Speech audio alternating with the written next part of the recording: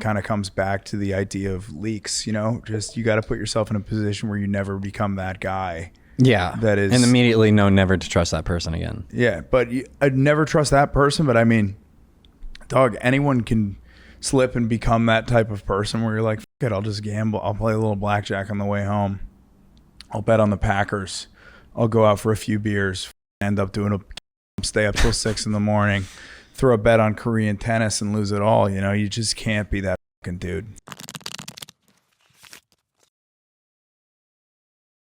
Hey guys, it's JC with Drop the Book. I'm sure you're already betting this NFL season with DraftKings, FanDuel, or your local bookie.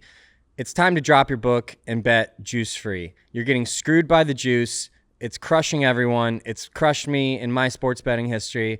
And now I'm betting juice-free with my friends on DropTheBook.com. You can add me at username T1000. Start your 1-week free trial today, and let's gamble on a fair platform. Yesterday, I woke up on the wrong side of the bed. This happened in Vegas, too. I don't know if I told you about a session I had in Vegas where I just woke up and felt upset or aggressive or not in a good headspace to play poker. Yeah. And within the first hour, I was down 50,000 in this session. Just playing like a maniac, sputard. And yesterday, I felt I got that feeling too, and I had a big loss. You got beat. Where were we playing yesterday? Private game. Yeah, I got beat down. I was not in a good headspace to play poker. Was it? It was all mental. There was no like luck involved. I think it was my fault for losing. Yeah. Yeah. I mean, the last hand of the night was like a 25K flip. I had ace king versus jacks and lost both runouts. So that was, I mean, that's whatever. But there's a lot of hands I misplayed. Yeah. Oh yeah, go ahead. No, I was just going to ask because you said you felt off, like because we had talked about working out before. Did you do your normal routine before the game, or was there something different? Yesterday was. Brandon, your mic's really loud, just so you know. Yesterday, I did a introduction class into MMA. I am hiring a MMA coach. I'm doing. Did you go to 10th Planet? No, it's called The Void. Okay. It's the new dojo on the east side here. Oh, nice. I'm doing one-on-ones now. I'm going to start doing it twice a week with this guy. I'm so vulnerable. I had no idea. This guy could have killed me at any moment. I told you I was doing it for like a month, right? Jiu-jitsu? Yeah, I started doing it for about a month. By the way, apologies to everyone for my voice. I just finished F1, so I'm completely fucked. Were you yelling? Beers? Bro. I mean, first of all, it was... Were you selling beers? Yeah, I was selling beers, and it was about 80 hours worth of work in 6 days. And I'm like, dude... Jeez. First of all, side note, tangent before we get into the MMA. I mean, like... Dude, I was kind of feeling the general malaise kind of creep in, like sort of a depressive fog. And... There's just one thing, which is like when you do shit that is just kind of at night, like a poker or a stand-up, I feel like you just have too much time to sit around during the day. And it's just too many hours to just let the wheels spin, which is what ends up happening to me, which is I'll get in like a funk and I can't get out of it because I'll just like work out and then clean the apartment. And then there's really not that much else to do except like be on the computer. You got 3 or 4 hours to do nothing. Yeah. And like with the F1 thing, it's 6 straight days of waking up at 5 a.m. and then you're just go, fires to put out, beers to sell, shit to set up, coolers to build, places to drive to until like 8 p.m. and you shut it down. And it's like, it's kind of like a tough love treatment for depression, which is you don't have a single second to sit there and think, man, things are tough right now. Like you can't get in your own head. And then when you're out there selling, I mean, like gates open at 8 a.m. and we sell beer until 6 p.m. So it's 10 straight hours of standing there, talking to people, chopping it up. And it just kind of like, for me, it's my favorite, like one of my favorite weekends of the year. And it's also like by far the hardest work I do all year. It's just fucking great.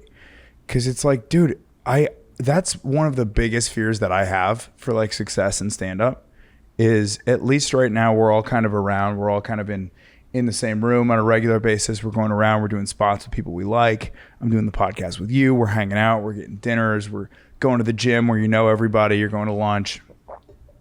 I'm like a little terrified of the road, of just like the idea of, okay, hey, I'm going to settle into this position where like it's a Friday night show. You get off the airplane Friday morning, right?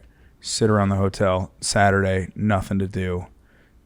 Then you go to Sunday, nothing to do. And it's like just too many hours in a fucking hotel, man. You know, too many hours on an airplane. Yeah. Too many minutes to stop and think, what are we actually doing here? Do you get paid hourly? Do I when I'm at the track? Yeah. For setup and teardown, I do. But for beer, I don't. I get tips. And then I You get get paid in tips? yeah. So your hourly cuts off completely? Yep. And then I get a commission on some of the sales. My biggest period of the weekend was I sold $5,000 worth of beer in 2 hours. What's your commission?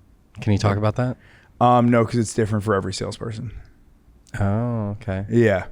But I did on 5Gs in sales, because it's a $15 beer and the options are 10, 15, and 20. The average tip is 10. Some great people will tip 20, and like 25% of people don't tip at all. So your average tip rate nets out to be like 8 or 9%. That's one thing I've noticed that's gone down since I stopped drinking. When I'm drunk, my tipping is out of control. It's crazy. I tip so much when I've seen I you get slip hammered. cash to a lot of people. Yeah, as soon as I get hammered, I've seen you try to tip me for going to dinner with you before. Yeah, it's not good. And then when I get now that I'm sober, I'm like, oh, what's 18%? I'm like, you're being a cheap little fuck. No, I still tip well. But it's when I'm hammered, it's like 100x, 200x. Yeah. And then when I'm in my right mind, it's like, okay, let's tip 30, 40%. I still tip very well. You tip 30% when you're sober? That's fucking great, Brandon. Have you ever tipped 30%? Like a few times here and there, but not a lot. Like if I go to the bar and you comp 3 or 4 of my drinks, you're getting Sure, getting yeah, or 30%. half off. Sometimes the cooks quit at the Denny's here in town, so I'll tip the waitress that has now been promoted to cook 50% or something crazy like that. It really depends on where I'm at in the scenario. So I mean, I was in the service industry for a while, so if I'm at a bar, that's obviously different. I'm tipping like a few dollars per drink, $5, to go get around or whatever. But if I'm at a restaurant that I'm visiting frequently, or I tip at the movie theaters, because like those kids they work hard and they're getting paid absolute dog shit. Yeah. So like there's been a few times where, and it's especially like I'm in a position where I can now. It doesn't affect me and it makes their day, and it feels really good. By the way, do you know how at Alamo Drafthouse, which I went to last night, it's the greatest fucking thing ever. It's amazing. You get a waiter that comes up to you, serves you popcorn, drinks, whatever you want. Yeah. You know how there's the 18% service charge that's tacked on every check? I didn't know that. Yeah, so that you get 18% put on every check. It does not go to the waitstaff. Brandon, look this up. It goes to the company? This is fucking crazy. Look up Alamo Drafthouse, 18%. Where does it go? Reddit. Some of it goes to the staff, but I guess it's one of those things where they go, we tack on an 18% charge so we can pay our staff a living wage. So they're getting a higher hourly, but like the company, service fee that helps fund the staff's hourly wages, which, by the way, Alamo Drafthouse, maybe you should fund the staff's hourly wages out of the price of the movie tickets and the fucking food. There's an idea. It's not a direct tip to servers. The final destination is unclear. Some locations may also use a service fee instead of a gratuity in their communications. It's fucked up because it's like one of those things where you think you're like not having to tack on the extra tip, and really you kind of should be.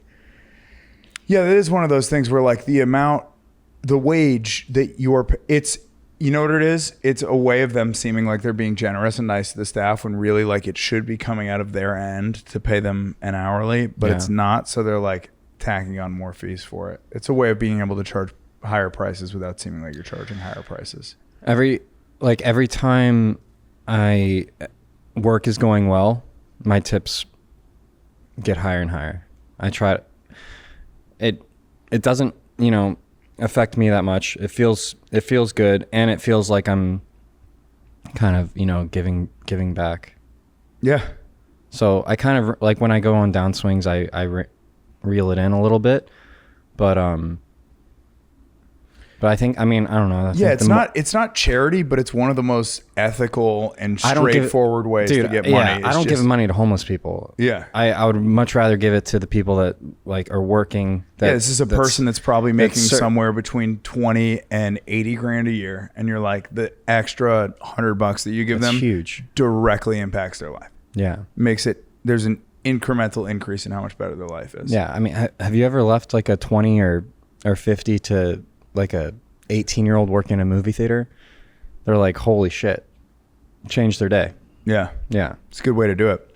But the opposite of that, you mentioned, and we kind of blew over it, that you lost 50 G's in a session recently in a first hour. That was in Vegas. So kind of tell me what went down with that. Was that recent? That was yesterday. I lost 35K. Okay. But and it was then the same 50 was when? This summer. Okay, so let's talk about the 35K yesterday. What went down? No, it's just a similar feeling. Like you just wake up and you, not a lot of poker players think on this too hard, but it does matter. Like just when you're grinding a ton, like how you feel can really affect how you play. So waking up on the wrong side of the bed happens to everyone. When you're playing, high stakes cash for a living, those days that you wake up feeling like that, I've noticed they're typically pretty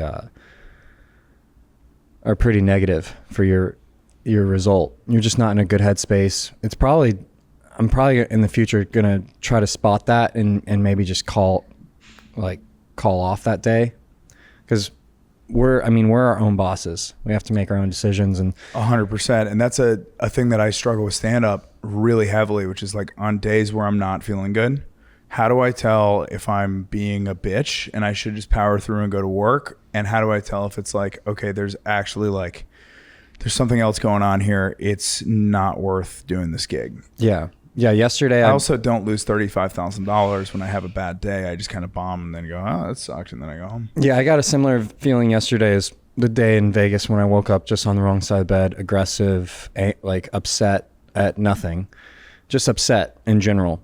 And I sat down in the game and within an hour I was down 50K, and then I played for like 13 hours that day and I lost 67.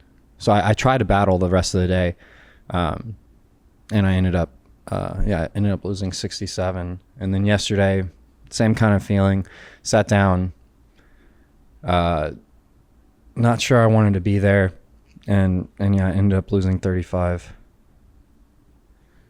I've been playing so much poker. Like last week I played Monday, Tuesday, Wednesday, Thursday, Friday, Saturday. This week I missed Monday, but I played yesterday. I'm going to be playing today and tomorrow and Saturday, and I'm probably playing Friday.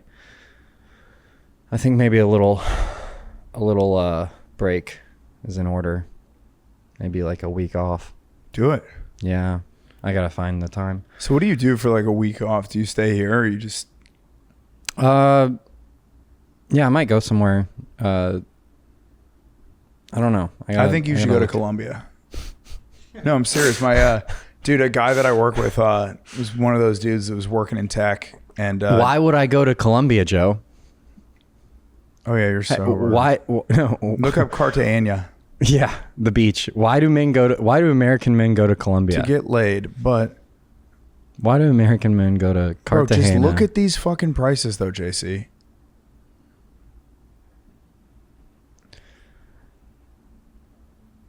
Could I had it? I got you a week-long trip, dude. $350. I could have had a good time for 35K. Penthouse. Look, I think I was just thinking about this. I think this contributes to my state of mind a lot of times, which is when Austin is great, when it's really fun, when you're bumping into people. That's the only reason I'm here, is for the people in the stand-up. If my friends didn't live here and there was no comedy scene here, I would get the fuck out of here in 2 seconds. It's disgusting. It's too hot. It's just like I don't know. The city doesn't have the kind of vibe that I really care for. And when things are going great here, it's like I got the bros around. We're having a great time. I'm seeing you here. Then I go do stand up. Then I come back. I hang out. I take a dip in Barton Springs. I ride the bike around the lake. Life is fucking good. When it's bad, I'm like, it smells like trash outside. It's too hot. I think when you get beat down, you got to get the fuck out of here, man. You got to just take a step out of this place. Go to San Diego, ride a bike on the beach for the week. Fucking hang out. Ooh. It'll be good. That sounds nice. You can afford it, man. Take a weekend. Go somewhere else. Yeah. Well, I can for now. Are you playing that bad that it might actually affect your financial standing long term? No, we're doing all right. Okay. We're good. Fine. That's nice to hear. Yeah. Sweet. Well, dude, I guess last thing before we jump into it, you said you just started MMA. Yeah. I've realized that I'm very vulnerable, and if I got in a fight, it would not be good for me. So I want to fix that. The guy grabbed my wrist. He's like, "All right, now what would you do? How would you break it?" I had no idea what to do. Yeah. But like it's all technique. It's good. I can improve fast. I was trying to hit his wrist. He's like, not really. All right, that's not the idea. Yeah. Apparently, like the weak point in the grip is where the fingers connect, and so if you turn out, anyway. I'll teach you later. Look, MMA expert JC Templeton will give us a lesson. I'm already an expert. But just one brief note on that, dude. When I started MMA, I did about a month and a half of jiu-jitsu. Mm-hmm. And when you get in there, it's so fun because you're just like rolling around. But dude, I mean, there is a sense where that's you go what like, Joe calls his gay relationship. A month and a half of jiu-jitsu. A month and a half of jiu-jitsu. Yes. Just rolling around. That's good. But I was getting fucking beat up out there, dude. Yeah, you were. mean, and the only time my voice has ever sounded like this, the most recent time it sounded like this was after I started jiu-jitsu. I was just tapping out too late in the live rolls. I was just kind of thinking that I could get out of it, and I couldn't. And I kind of think I cracked something right in my throat, and it fucked me up, dude. Yeah, and that's when you stopped? Yeah, my throat hurt for about 5 weeks, and I don't know if I'm coming back, but we'll see. All right, ladies and gentlemen, we are back to the question portion of the podcast. This is the deal. If you have questions for the pod, you can write in. There is a link on every single episode. You'll see a link to a Google form. Fill it out. Let us know whether or not you want your name on the pod. As always, we've got some questions this week. Here we go. Very first one. Grant Givens. I don't know what this name is. Grant Givens Geeski Too Easy on YouTube.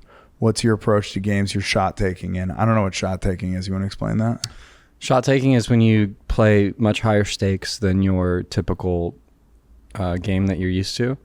So it's basically going outside the parameters of like bankroll management to take a shot in a bigger game. So there's some general strategies you can use when you're shot taking, selling pieces to your friends to reduce the size of the game. Let's say that's not an option, right? Because we've talked a lot about piece selling, how that works. Let's say, you normally play, I don't know, what do you call it? Like there's 1, 3, and 2, 5 right there. Like, let's say, all of a sudden the stakes double. You get invited to a game that you think you have a pretty good shot at like doing really well in, but you do not have the connections to have somebody bankroll you. How do you approach it? Well, it depends on your gambling tolerance. So, I mean, I've had games where you're being asked to put, 40, 50, 60% of your bankroll on the line. Sometimes 100%. It's like all your money. Mm-hmm. And it's extremely nerve-wracking, but sometimes you just have to go for it. If the game's like, the approach is how good is the game? Like how juicy is the game? How big is my advantage? Is this a game where I'm okay going broken because I took a chance at really building a huge roll? So I'm going to do something that I really never do on this podcast, which is I'm actually going to give a piece of poker advice here. I'm going to say that if you are not profitable at your normal stakes, do not considering moving up. I would say correct. The basic rule to consider is, are you making money playing at your comfortable level of stakes? And if the answer is no, no matter how juicy you think the game is, it's not the move. Don't do it. There's a famous scene in Rounders where he's gathering up all his money to, I think it's towards the end, because the whole movie he's talking about grinding and being a rounder and just making that hourly. And then at the end, he like puts all of his bankroll on the line. And I think the quote is like, if you're too careful, your whole life becomes a fucking grind. And so like there are points in your poker journey where you're like, okay, this game is insane, and you just go for it. I've done that plenty of times. If you're too careful, if you're too careful, a grind. What does that mean to you? I don't know. You eventually got to shot take. Eventually you got to, if you're just always playing it safe and playing within your means and never really going outside the box, I don't think you're going to grow that way. So yeah, I mean, every pro has a story of them shot taking, or win or lose, it's a learning experience. 100%. I mean, so as far as the approach, you really gotta, the better the game, the more you should be willing to gamble your roll. And then you shouldn't ever shot take unless you think the game is good enough. Like, you don't want to jump up in stakes to play with a bunch of pros ever. Like, you should never do that. So typically you're going to shot take in private settings where you're playing with rich recreationals that want to play bigger, and it's outside your comfort zone, but it's like, hey, like, you're putting in the work. You think you have an advantage on them. They want to play bigger and they can break you, but you're going to take the shot. Makes complete sense. Is that an answer? Yeah, I think it makes sense. I think like the closest analogy for stand up is, dude, you're playing at the open mic level, and then all of a sudden you just like go get a real show, and then you're doing shows, and all of a sudden you do a club gig, and your first time doing 20 minutes is your first time doing 20 minutes, right? And if you've only done 10-minute sets and you got one 10-minute set, you got another one. For whatever reason in stand up, like in all other maths, 10 plus 10 is 20, right? In stand up, when you combine two 10-minute sets, for whatever reason, it comes out to be fucking 15, 16 minutes because some shit just gets lost in the weeds, right?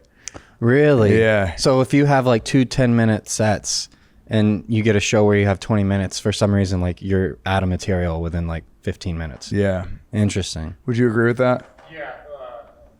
Yeah, it depends on like how hard you're killing too, because it's like, oh, this joke is 2.5 minutes if every punchline hits. If none of them hits, it's 38 seconds. So there's such a large degree where it's like, yeah, maybe the bit goes 90% good, but now it's only 2 minutes. Same with the next bit. Now you've lost a whole minute of your set. There's no pauses. And then don't forget, hey, how you guys doing? Oh, who's this crowd work? Does a guy stand up? I mean, also, like, I run shows. You do it too. I'm sure this happens. Sometimes I look down and go, oh, fuck, that guy's... I was supposed to light him 3 minutes ago. Oh, I was supposed to light him 2 minutes ago. You get left on stage longer. That happens all the time. Yeah, some clubs really don't know how to do the stretch or not stretch thing. Because I did a 2-man show at the Hartford Funny Bone the other day, and I'm like... You know, you do a club that you've never done. They tell you where the light is. You say, I want a 5-minute light. You're doing 25 minutes. You look down at your phone. You're at 25. And you haven't seen the light. That could be a disaster for a new comic if they forget to light them. No, so is the method, is what the club trying to tell you? There could be two things could be going on. It's going well. One means you got to stretch or you're crushing. They want you to keep going, and they haven't given you the light on purpose. The other is you missed it. You didn't know where to look. And you really don't know what it is. Now, if you're supposed to stretch, the way that if you and I were running a show, I literally go, right? And you'll know exactly what I mean. Yeah, I'll give the kind of keep it going. Oh, it's a hand sign. signal. Yeah. Okay. Just go. Just fucking go. And you'll run it. And then when you get the light, that usually means get off. Just get off. And what was happening was there was just too much going on. There were a bunch of people that were late for the show. So the bar wanted me to keep running, but they didn't give me the signal. They just didn't like me. So I assumed I missed it. I got off at 27. They were like, we're going to have you do like 35. Like, Oh, shit. 35 in a feature set. That's a headlining set for some comics. Yeah. That's a headlining set for a lot of comics in the country. But yeah, whatever. Let's keep it moving. Okay, next question. I've been playing for about 20 years. By the way, Jeez. Yeah, 20 years. Always play 1-3 or 2-5. I'm a new Upswing Lab user because I want to move up in stakes. What do you use to study from Texas Assassin? Friends. You got to use friends. I think we talked about this last week. Find competent players that you respect that hopefully that are slightly better than you, and you just talk hand histories. You can write down your hand histories and then bring them to friends later and pick their brains and go like how would they have played the hand and find out what they're thinking. Like a lot of times throughout the years, how I've gotten better is as I talk a hand out through a buddy who's, let's say, a more accomplished player, and we don't even, not only do we go into like the basics of the hand, but like, why was I thinking what I was thinking? What, like, they kind of restructure my thinking of like how to approach hands, without getting too technical. But yeah, you want to talk with people that challenge your way of thinking and that show you different ways to think about hands. We've talked about this a decent amount on the pod, but I think one of the things that's very different about you versus the traditional poker players, there's a lot of poker players that are spending a lot of time in the lab using the solver, trying to figure out where they went wrong. Yeah. And like you're sort of kind of raw dogging it and using the old school method, which is just calling people that you respect to figure out how to play better. And then time spent on the felt. Yeah. So you're using a lot of time, and then you're using great people to give you advice. Granted, like some of the people giving you advice are some of the greatest people to ever play the game, some of the highest earning people to ever play the game. Not everybody's going to have access to that. A lot of people. I didn't either, and to be fair. Yeah. To start. And so I think it's like, even if you've been playing for 20 years, sometimes the river doesn't run you down that path, right? Like there's a lot of people that I know that are also 8 years into stand-up. God, I'm doing too many stand-up analogies, but like there's people that I know that are as far into the game as I am that are opening for like DeStefano on the road or something, and they can call that person and ask. I don't have that option. Yeah, no. What do you do if it's not the option? So you have to use the resources that are given to you. So I was playing at Sarasota Kennel Club, and I noticed that this guy RJ Sullivan, who dealt poker there, was always winning. When like he would go play at Hard Rock and he would always crush, and then we'd play home games and he would always crush. And so would this dealer Carlos Loving. Mm-hmm. He would be winning tournaments and always cashing, and when we would play cash, he would usually be up, and I'm like, okay, they're doing something different. Yes. So we became friends, and then I started asking them advice. The big thing is like your ego gets in the way a lot, and this is a downfall. Is you befriend these people and you start talking poker strategy, and they give you advice, and then you're like, no, you're wrong, I'm right. Like your ego kind of like, no, I think I played that right. And I did that for a few years, where they would try to help me, and then I would be like, yeah, but I don't know about that. And my results stayed flat. Yeah. And then finally, when I just let go, and I'm like, okay, I'm clearly doing something wrong. I'm wrong. I'm going to listen to you. Immediately started having better results. So I've thought about this just in general. I think like a thing that is really hard to accept is, in order to actually implement advice, in order to actually take advice, you have to be willing to admit that you've done something incorrectly. Yeah, sure. So like you can hear all the advice that you can hear all the advice you want. But if you're just like, yeah, I'm doing this well, I'll keep that in mind. You're not actually going to put it in. You have to go and really take a look at yourself and go, I'm not doing that right. I'm fucking that up. Yeah. And I'm going to start changing. I mean, this is why I need to study solvers more, is because fundamentally, I don't have good fundamentals. I'm a field player. Like how I feel that day affects how I play. And if I had more of a base, more of a solid fundamental base, I think I could be even, more consistent.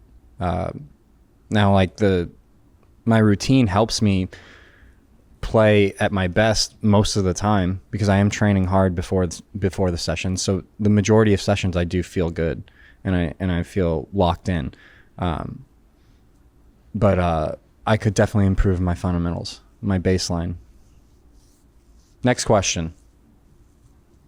If you had to start all over in poker and life with literally almost no bankroll, how would you do it in just the Austin area? What card rooms and how quick would you jump up stakes?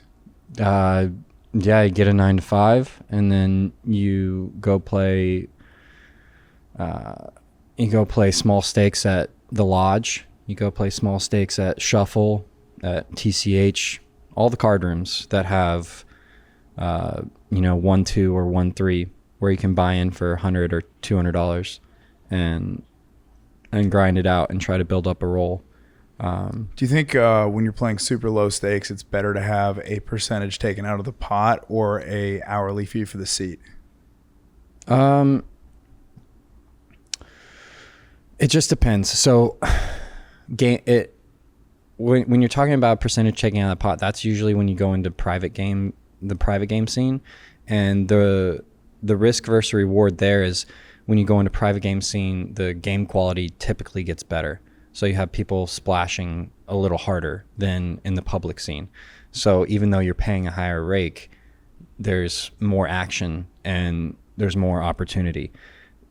Whereas the games in public settings typically stay a little smaller and a little less juicy, but you're paying less rake, or the seat fee is way cheaper.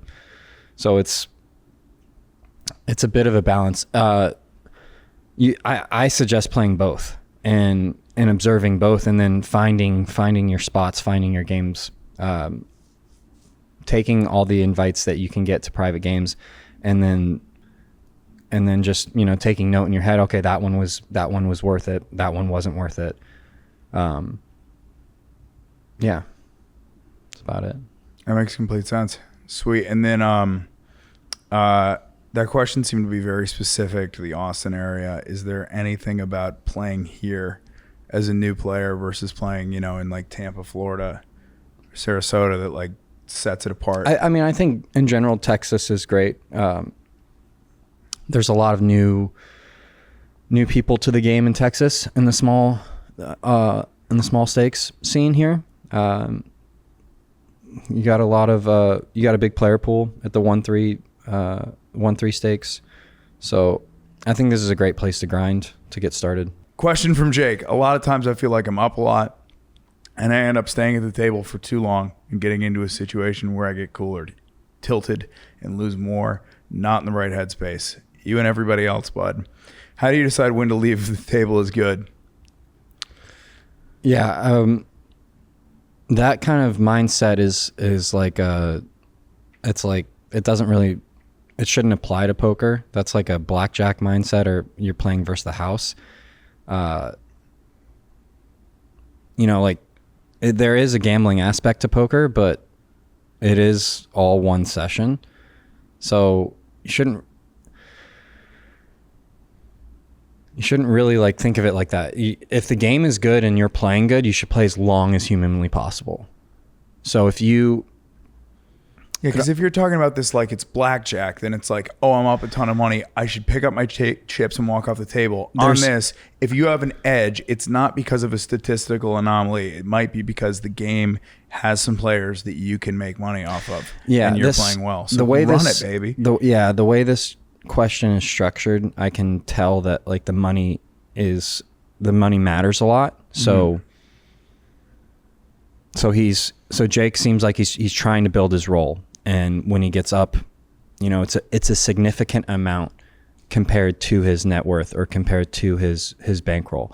So in that instance, when you don't have a big roll and you're up a good portion, or you're up a lot compared to your roll, that is going to affect you mentally a lot, because you're kind of already counting the money in your head like you've won it.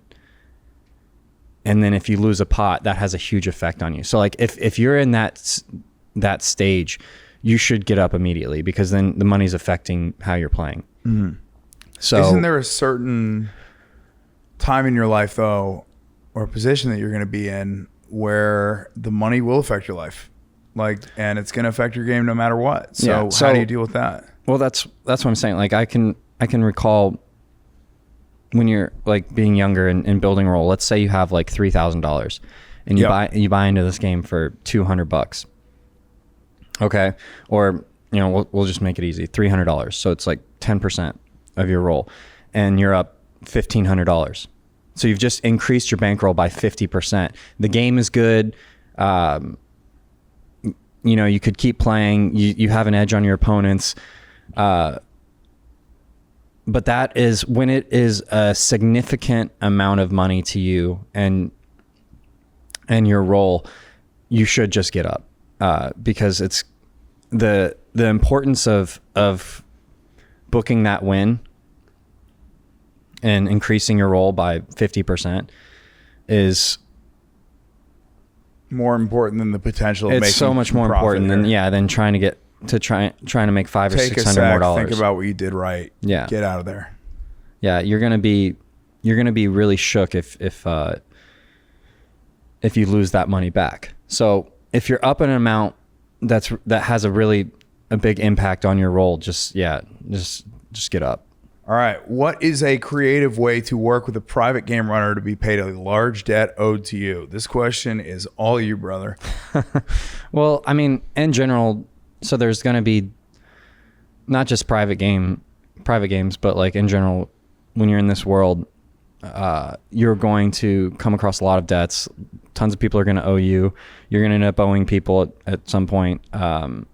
Hopefully, if you're doing things the right way, you don't owe money you can't pay. But a lot of people don't in this lifestyle, so you're going to have people that owe you that don't have it necessarily. And the only thing you can do is stay nice, stay calm. Break their legs with a stick. No, you don't get angry. You don't break their legs with a hammer. You don't name call. Yeah. You stay level-headed, and then you get some sort of payment plan. So you just you figure out something that they can pay on a weekly basis or a monthly basis.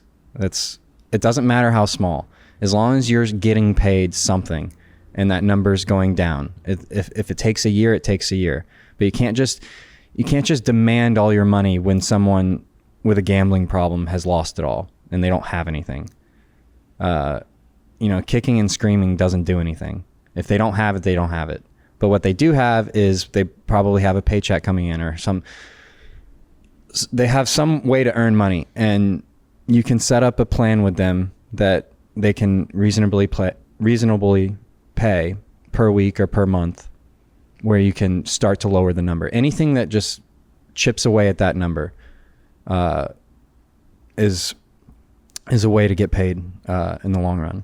Just demanding they pay you half or all of it when the guy has a blackjack problem, just blew all your money, like that's it's not gonna happen. Wait, so in this situation, who's who? The person who owes money is like, what are they doing?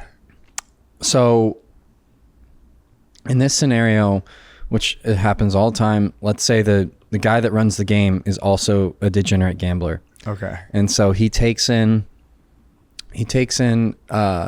the people that lost in his game, he collects from them, and then he plays himself and loses it all. And so that money was supposed to go to the winners of the game, but he just dumped it all himself. So now he owes the winners. He collected from the losers, but spent all the money. I know several people like this. This happens on a regular basis. Yeah. It's awful. You learn who to trust real quick in this industry. But yeah, I mean, the best thing you can do is work out a payment plan, and stay calm. Don't name call. Don't threaten. Yeah, and I think like even more relevant in this situation, it kind of comes back to the idea of leaks, you know, just you got to put yourself in a position where you never become that guy. Yeah. That is. And immediately know never to trust that person again. Yeah, but I'd never trust that person. But I mean, dog, anyone can slip and become that type of person where you're like, fuck it, I'll just gamble. I'll play a little blackjack on the way home. I'll bet on the Packers. I'll go out for a few beers, fucking end up doing a key bump, stay up till 6 a.m, throw a bet on Korean tennis and lose it all. You know, you just can't be that fucking dude. All right, next question. Who is the best female poker player in your opinion? I don't know if I have like a number one. There's Give me your Mount Rushmore of female poker players right now or all time. Kristen Foxen's really good. Liv Bohr is really good.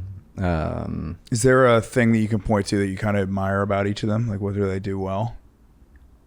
I've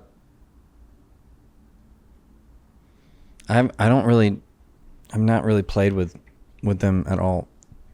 I've seen them play tournaments and stuff and watched a few hands. They're really studied players and extremely intelligent. Schwan is really good player. She plays cash for a living and some tournaments. Yeah, I'd say, you know, there's this one Asian girl that won the World Series of Poker ladies event 2 years in a row and got runner up like the last 3 years. I think she's won it twice and got second, which is unheard. Like it sounds impossible. There she is. I think she won it back to back and then got a second place in the same event for 3 years straight.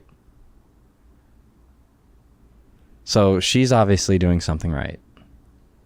Damn. Yeah. Sheena Okamoto. You only gave me 2 or 3. Who's the fourth? Who's the fourth?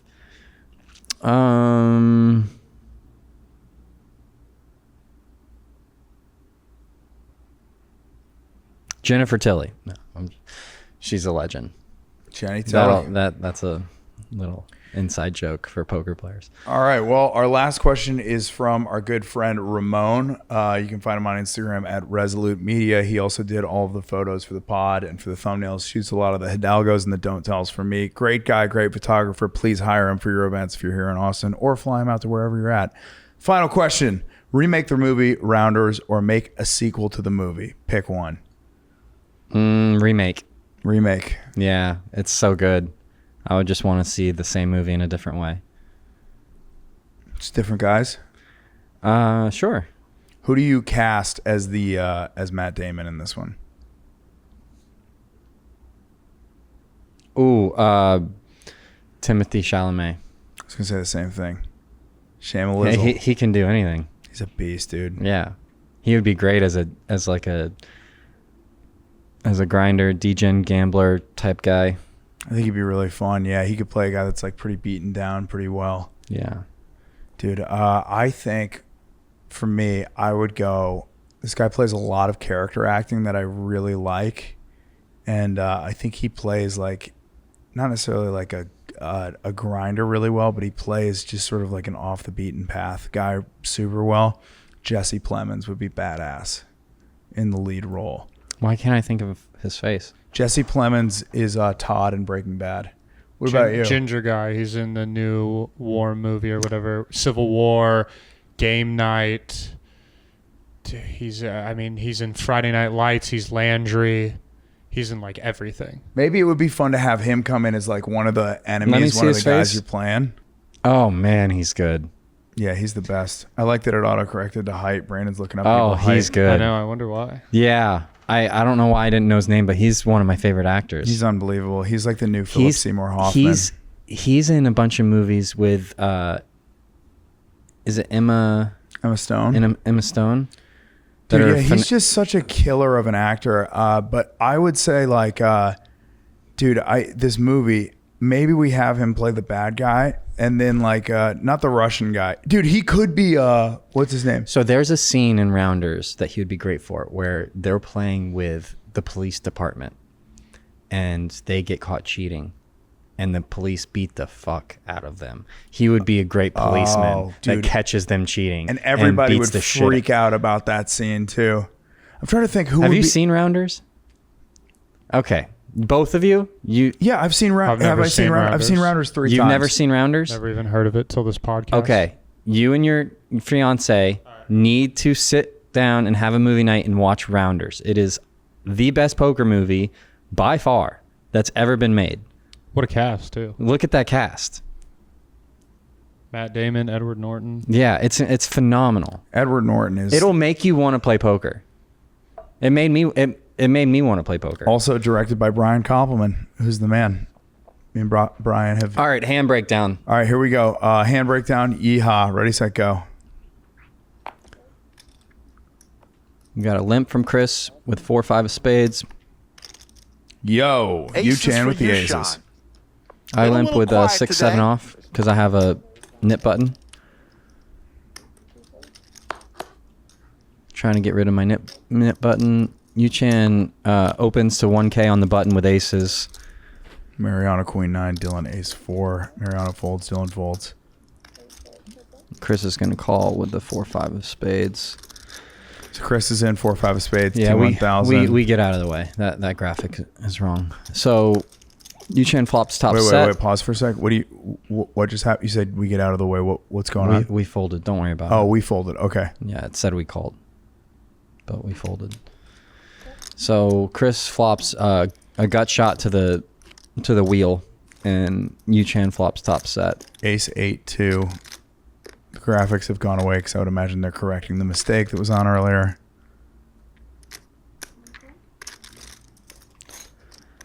What's going on here? All right, we get a 7. So Chris check calls 600 on the flop.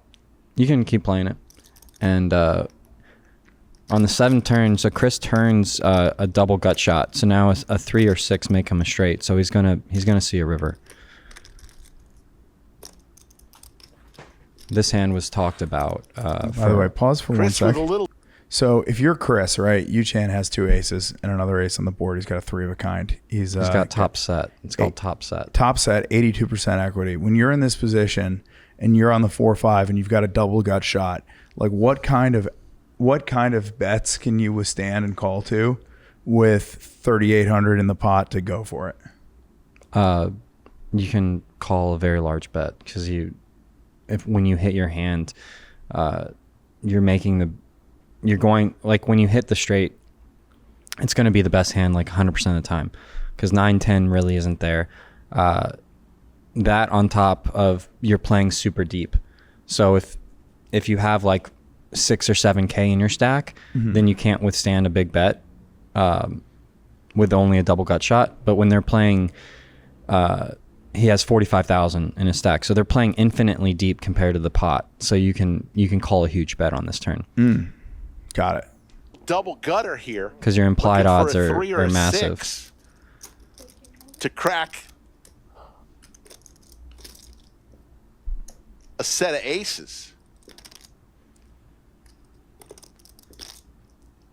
Yeah, so there's no folding for Chris. Chris and Yu-Chan, here we go. Chris is a good buddy of mine from Mississippi. So he's looking at a $1,500 bet. He's going to give the Looking old call for a Ruski. 3 or a 6. And he gets it. There's the 3. Oh, boy. Chris cracks the set of aces. He's going to check. What a brilliant play.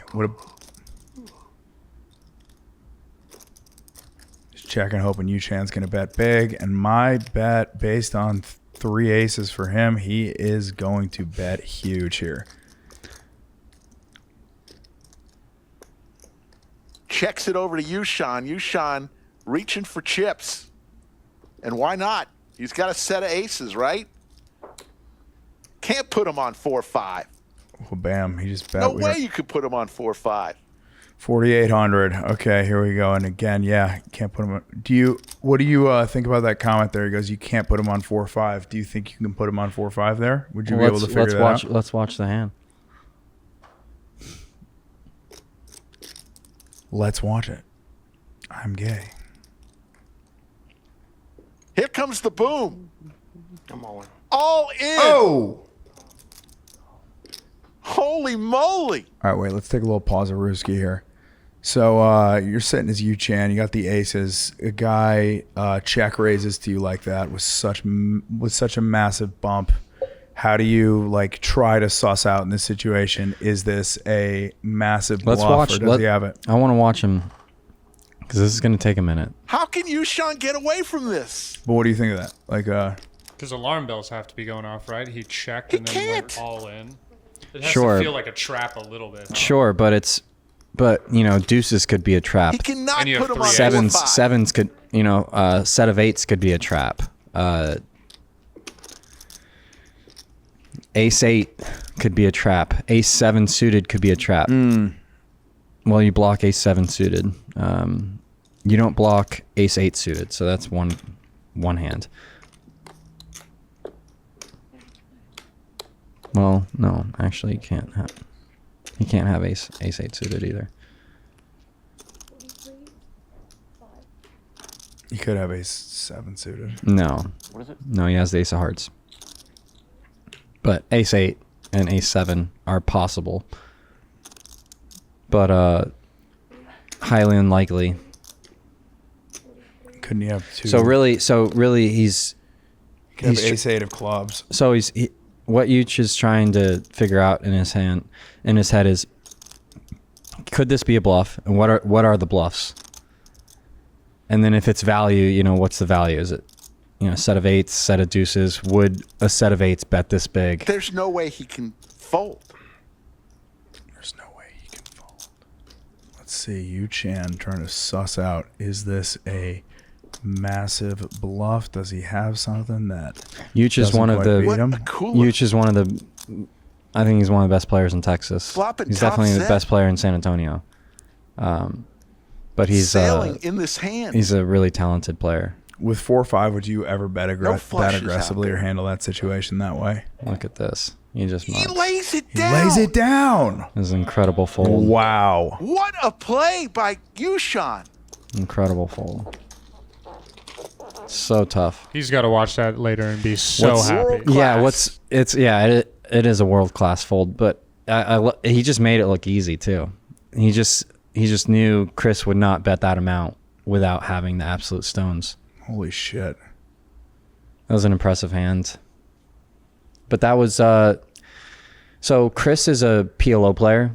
He doesn't play a whole lot of Hold'em, and we talked about this hand after the fact. And if he was more experienced in no limit, he would have chose a different size. This was just a sizing tell that allowed Yuch to get away from it. You just can't go all in for $1 million just because you have the nuts. You know, literally, this is a perfect example of like, if you're playing versus a really sharp player, they're not going to pay it off even with top set. Do you think check raising was the move in that position? Or Yes. Probably. Yeah. Okay. Yeah, no, it was great. That was the correct play, but he just needed to check raise A little bit lighter. something that's Show callable. ace Yeah. 2 or something. Like. Yeah, something that, like, if you did have, you know, a set or two pair, what sizing would you pick then, so that you can get called by something else? But yeah, it was still, no matter what, it's like a super impressive fold. But bet sizing matters, and Chris just went way too big there. Terrace is not impressed. Well, no one saw the hands till after. No one saw the hands Yeah. till after the stream. But that hand was talked about for a long time. It's pretty fucking wild. Because if you're in Yuch's spot and let's say Chris has a set of eights, it's a really, really unfortunate spot because you just folded the best hand, but he was certain that he had 4-5. He knew he had that exact hand.